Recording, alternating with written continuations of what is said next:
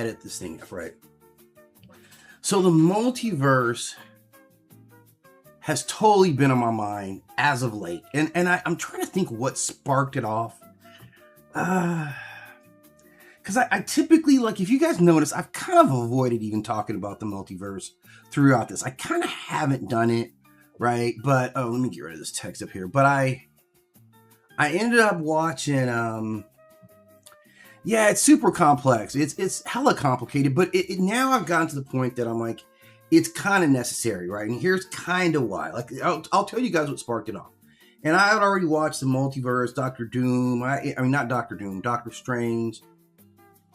And I didn't even mess with the Miles Morales, but I was heavily into like the Crisis on Tour. So anyway, I'm gonna talk about multiverse and how I'm coming around on multiverse because it's almost gotten to be crucial for effective storytelling. Like that's actually what it is, right? Like we just got to be honest. Like the multiverse is now just a very powerful.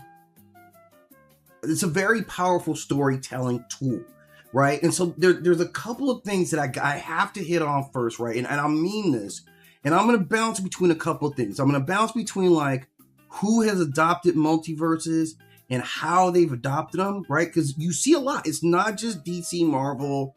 Everybody's kind of already like multiple streams of storytelling way back to the Twilight Zone. So this is one part of it that I have to get into, right? Like how we're defining this, right? Okay, the other part, I'm going to show you this, but we're going to come back because we're not on this part yet, right? The other part is like why you tell it this way. This is another big part because what it does, it forces us to understand two types of storytelling, right? And they both matter. You have linear historical storytelling. Well, I'm on the wrong side. Linear historical storytelling, like one reality, one timeline, one geography, right?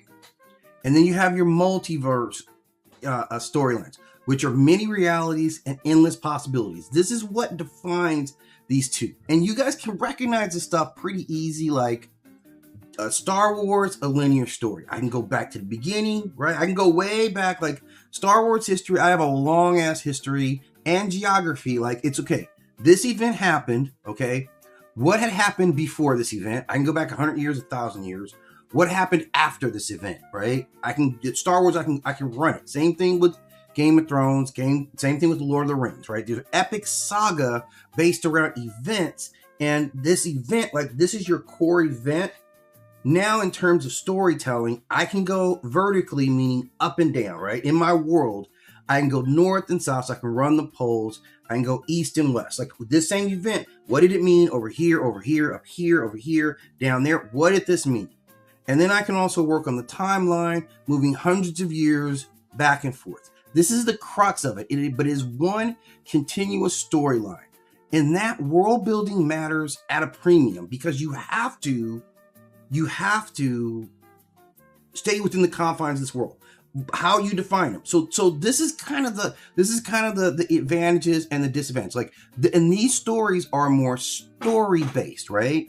They are okay. The multiverse storylines are about many possibilities for the same characters, right? For the most part, these are more. You know what? I'm cooking, so I gotta turn the AC on. Give me 1 second, guys. Just gotta get this AC on. This is ridiculous in this house. What's going on around here?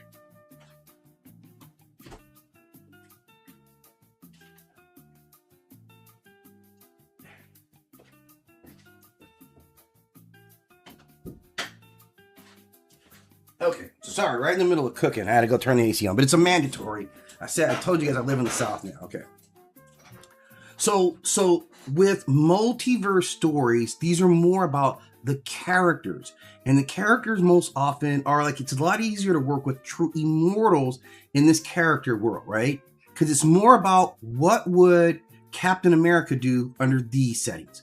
What would Peter Parker do if it was this? Right? That creates our what if scenarios. So we're always following these characters in these multiple worlds. One of the easiest one is like the X-Men, right? The X-Men are always like, what would happen if this piece of legislation goes through or doesn't go through? What happens if this one piece of technology happens or doesn't happen? And the X-Men have done a brilliant job of bridging like timelines while still kind of dealing with like they haven't directly gotten into multiverse, but it's implied. Like it's heavily implied, because you could not have the events of Dark Phoenix while the Avengers are around and the Avengers not be there, right? So we kind of accepted it a long time ago. The only reason these characters were most often forced together was for marketing purposes, right? Like, it's better for Marvel if you can do crossover events and have all your characters together, even though in storytelling you never really want that. Like, Spider-Man stuff doesn't have anything to do with Blade stuff for the most part, unless you intentionally cross their worlds over. And that's what it is. All these are worlds, right? So that's kind of the crux of where I'm going. Like, these are kind of a couple of important elements, and I'm going to go back and forth on these three topics right here because I think they're most important. And the last one is just kind of like the scientific component, because there is a science component with the idea of multiple universes, right? Like I have a whole section. So this is kind of how I'm starting off this discussion. The first part of this discussion is kind of defining what a multiverse really actually means, and kind of looking at how prevalent multiverses actually are. So much storytelling has been rooted in this quasi-multiverse type of scenarios without necessarily saying that they were multiverse. And the storytelling is old. It goes way back. And I'm going to get to some of the earliest examples of what I mean when we're talking about multiverse. Like, there are other worlds, other histories, other versions. And these ideas are early on. Like, we're going to talk about some of the earliest ones here, right? Let's see, where's that at? Okay. So you can kind of see how I've divided this up here. You see, you have the anthology branch of it. And these are your places like your Twilight Zone, your Tales from the Dark Side, Outer Limits, right? And these guys are important. I'm going to discuss a couple of these separately, right? Then you have your parallel universe, Doctor Who, Star Trek, Stranger Things. Then your major comic book universes, and then even in pop culture, we're seeing representations of multiverse or universe, right? Like that universality. It's 100% required for character-driven storylines. Okay, so I'm gonna get into this right now. Okay, let me see if I can get the first one up here. All right, so the first one I like up here. Who do I got? Okay, Twilight Zone. Okay, this right off the bat. Like, Twilight Zone is probably the first like multiverse that we get experience with. Now, when you step into the Twilight Zone, you're not always someplace else. Sometimes you're at home and some crazy stuff's happening where you live at, but sometimes you're stepping into a universe that's completely different. Like, you could step into a Germany where the Nazis won, right? An alternate reality. This is back in the 60s. Twilight Zone was heavily on multiverses. Like, when you stepped in, that was the whole idea, is that you could end up in another time or space or reality or truth without ever having to do anything. The Twilight Zone doesn't require any participation from you. Your only participation required in the Twilight Zone is existing, right? So you could end up in the Twilight Zone. I don't know what's going to happen next. Maybe I get up out of here. Like, nothing's ever been positive in the Twilight Zone. So that's something that we have established about the Twilight Zone, is that it's never going to work out in your favor, right? That's the only consistent. But everything else about the Twilight Zone is an X variable, right? Everything. You don't know what era you're going to come out in. You don't know what time period it is. Like, a lot of times, it's focused on things that are ironical for you, like personal punishments. Like, you're a racist and now you end up in a Nazi time, or like you end up as a Jew, whatever it is, right? So but there's a psychology, but there is definitively a time and a space and place that you end up at. You can't drive there, you just end up there. That is essentially what the Twilight Zone is. And they've done it masterfully. This was really my first, like, if I had to say my first exposure to any type of alternate reality or multiverse scenarios, I got to credit that to the Twilight Zone. Like, 100% Twilight Zone, right? And it's very consistent with what I think about how a multiverse would work. So they kind of set the table for me. Okay, the next one that if you guys aren't into, man, this is another classic old school one. Not as popular, but it is Tales from the Dark Side, which right off the bat, these are tales from where? The dark side. Not this side, the dark side. So the dark side was already prepping us for a world that's just like your world. It's a lot of stuff. We got a lot of same. We got the same stores. You got Kroger, we got Kroger, right? You got the Lakers, we got the Lakers, right? Maybe in their universe, like, Magic got traded or something like that. I don't know. But the dark side is just like this place, except it's dark. Like, they key on that. Like, it looks just like it. You'll be looking around like, man, why does everything kind of look normal, but yet kind of not normal, right? That's essentially the dark side. The dark side is everything that's normal. They tell you, this is the dark side. Everything's just kind of just like you recognize it, except a little bit darker, right? Again, a different place. And it seemed like it manifested different places within that said different place. So this is essentially, right, two of the major ones. The Outer Limits kind of works exactly the same type of premise. It's just on the fringe, like a fringe reality, things that could happen, just delving into possibilities. So we get this concept, and we've been doing this for a long time if we really recognize who was coming with multiverses and who wasn't, okay? Now, the next one is one of the most famous ones of all time, and of course, that's Doctor Who. Like, Doctor Who really set the table on, like, oh man, why my Doctor Who image didn't come up? It's so infuriating. Let me get this for you guys here. I'm not gonna let this ride, right? Internet tries to deny you. Where are you coming up at? Come on. Okay, guess you're not. All right, so I guess I'm not gonna get that one up. But so essentially, like, Doctor Who was kind of the next one that really stepped into it. They did it a lot more with time and a lot more with, you know, chronology of it. Like, that's kind of where they were coming from. But it's essentially the same thing. And then Fringe, like Stranger Things, like the Upside Down, that was all of a sudden right into it, right? The Upside Down is like our world, except that bitch is upside down. So we saw that right off the bat. And a lot of these work with, when we think about like how these stories work. Like, again, you know, Stranger Things is a character-driven show, right? We're stuck on who the characters were and why we love those characters, right?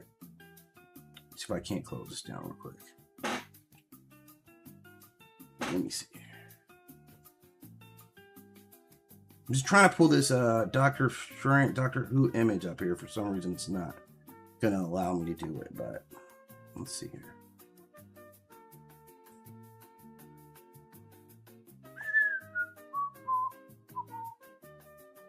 Where's that folder at?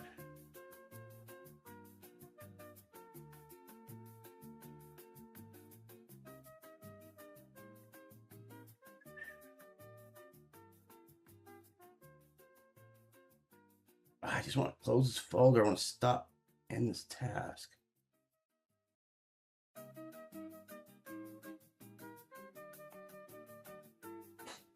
Okay, let's see if I can bring this file up for you guys here. Because essentially, like Doctor Who, of course, was like British's entry in this. Like, this thing spans decades in itself. So they were already prepping like a whole bunch of us to kind of get into the idea of a multiverse. Like, we've been on Multiverse for a little while, and that's massively successful. And I think the best thing it did overall for that genre was just start to expose people to the idea of it. So, like, again, what are you? What kind of file is this?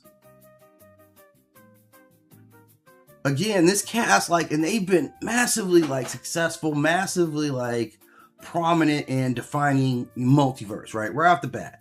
So this dude, the one who plays from Game of Thrones, House of Dragons, that's my favorite one. I haven't really been into the series. Being really honest with you guys, like, I watch a lot of sci-fi. I've just never gotten into Doctor Who. Not that I have anything opposed to it, but it's great in that regard. So then we're also talking about, and this is another one, man. This is another one early on. Like, we all know Star Trek also had a multiverse, right? Like, we've seen Star Trek. Like, Star Trek does it directly with this mirrorverse, right? Like, those are a couple, you see it's smaller images, but you can see, like, this is the world in Star Trek where everybody had a goatee, right? Except for Uhura, of course. Everybody had, like, their shirts are all different. They got more like V-neck shirts, way more revealing outfits, and maybe it's only Spock that has a goatee. Maybe it's only Spock that has a goatee, but this is how you knew it was evil Spock. Like, you could tell, like, it was the Enterprise. It was everybody on the Enterprise, just a little bit different, right? Like, just a little bit different. But this was Star Trek early on letting us know, yeah, there is a mirror universe out there. It's very similar. We got all the same stuff. Our ship just slightly different, like slightly more aggressive and sexual at the same time, and a lot more goatees in this world. Like, you got a V-neck. Like, look at that, man. Kirk's got on a V-neck. This is still the military. He's got on a V-neck collar. Look at what Uhura's not wearing. Uhura's basically like in a bikini on a battleship. Like, think about what Uhura wore normally And they said, yeah, let's make that, but sexy. That's what they did. Like, so that's the Mirrorverse. The Mirrorverse, they don't be caring as much about anything else, right? You got to be hot, and we would prefer that you wear a sash, right? The sash across the middle, that's also, so if you see your homie, and everything seems normal, but all of a sudden he has a goatee and he's wearing a gold sash around him, that probably lets you know this dude's from the Mirrorverse, right? Like, and we dealt in Mirrorverse a lot. Like, this isn't the only Mirrorverse, controversies that are out here, right? Oh man. So with the Mirrorverse, it requires us to really, really, really stay on point, right? Because we can easily get fooled by the stuff that we think is our normal stuff, right? We'll be running around thinking everything is normal, but everybody here is just an evil version of who they were in our regular world, right? So we're used to all these. So we've been seeing parallel universes for a long time. So then when the comic books do it, like, most notably Marvel and DC, and like, I think Marvel's been more pronounced with it. Like, DC may have kind of, I don't know if DC's really abandoned their multiverse, but they're basically just doing it, right? They're just quietly doing, like, Superman's last movie, nobody else is in that. Like, they pick the characters that they're going to allow to exist in that universe. So that's exclusively it, right? So it's a lot more control. Marvel's going into all these splinters, and the problem is that with Marvel, and it's not necessarily a problem. I'm not even going to say it's necessarily a problem, right? For Marvel, okay? But here's what Marvel did, and this is particularly my generation, because initially, like, the multiverse was really just well established as what it was in the first place. Characters didn't typically cross over. Like, we didn't have a lot of that.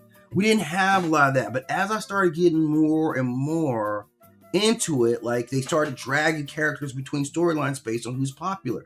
So this is my generation. Again, yesterday I just dropped a video, if you missed it, where I was basically going through a pile of my old comic books.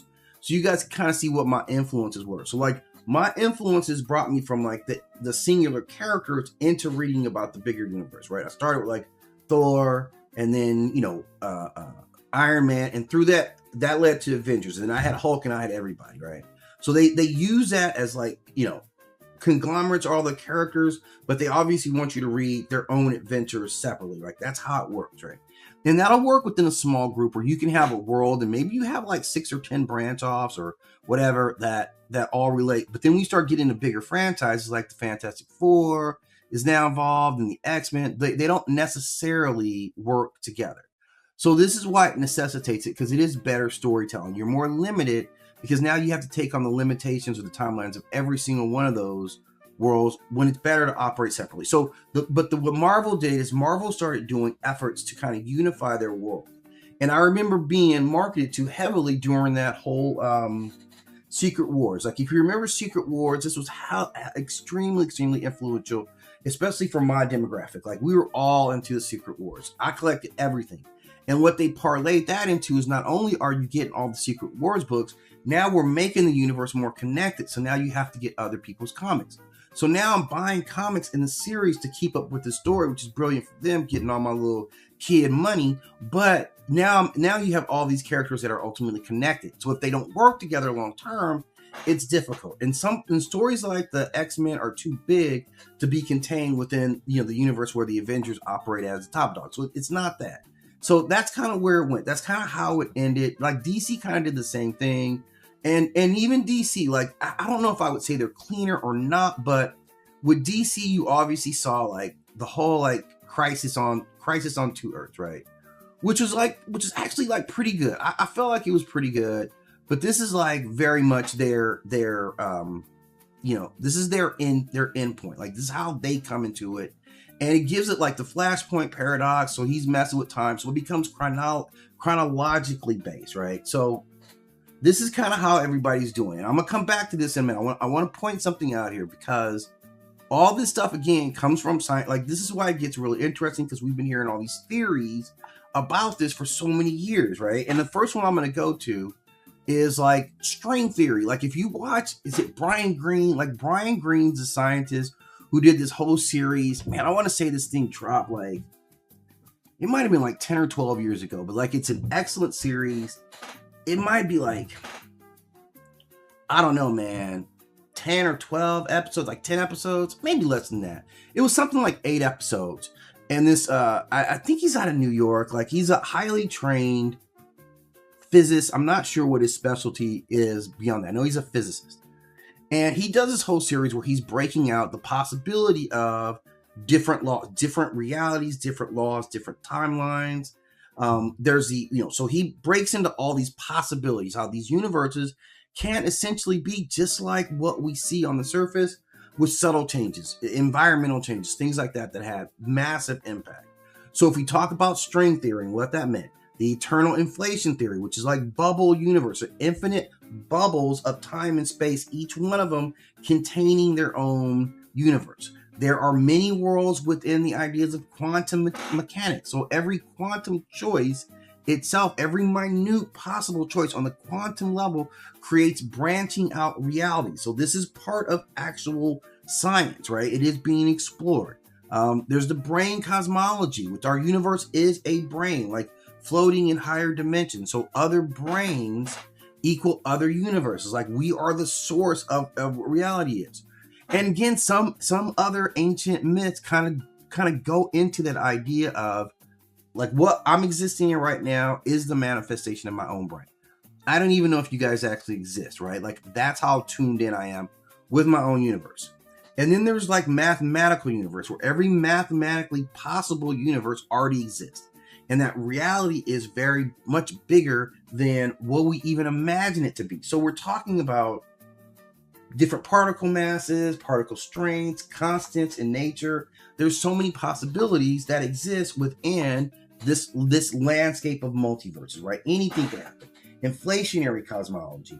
Another universe forms later. One collapses, another universe forms based on that. There's bubble one. This is our place. Bubble two. This is another place. Like, all these things are postulated by very profound scientists. Like, the many worlds interpretation of quantum mechanics was initially posed by Hugh Everett III. So the idea is that every quantum event creates branching realities. You flip a coin. You flip a quantum coin.